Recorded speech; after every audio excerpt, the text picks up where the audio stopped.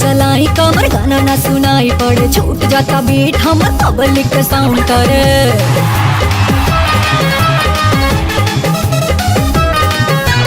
कैसे चलाई कमर गाना ना सुनाई पड़े, छूट जाता बीट हमर पब्लिक के साउंड करे। मुजफ्फरपुर के खाटी नचनिया बानी हाई भाई,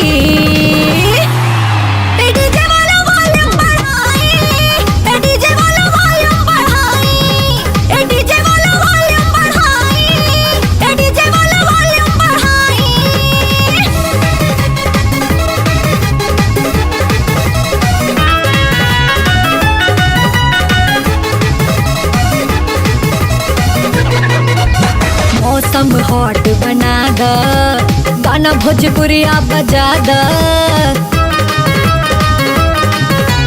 मौसम हॉट बना द, गाना भोजपुरिया बजा द।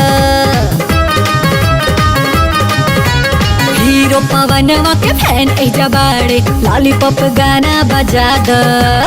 आइल बानी मनोरंजन करे, ऐसे ना जिया छछनाई, ऐसे ना जिया छछनाई नाई।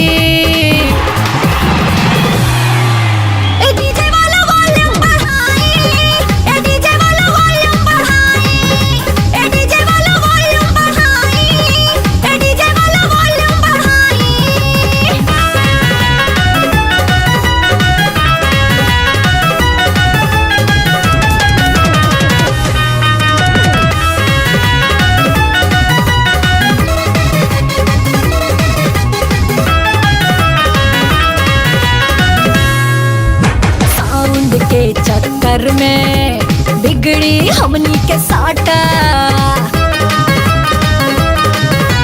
साउंड के चक्कर में बिगड़ी हमनी के साटा। अचके में लाग जाई सुन साउंड वाले भाई, मार दी ही गुस्सा में चाटा। इस जगह पे करब आज रस लीला, डिस्को लाइट जलाई।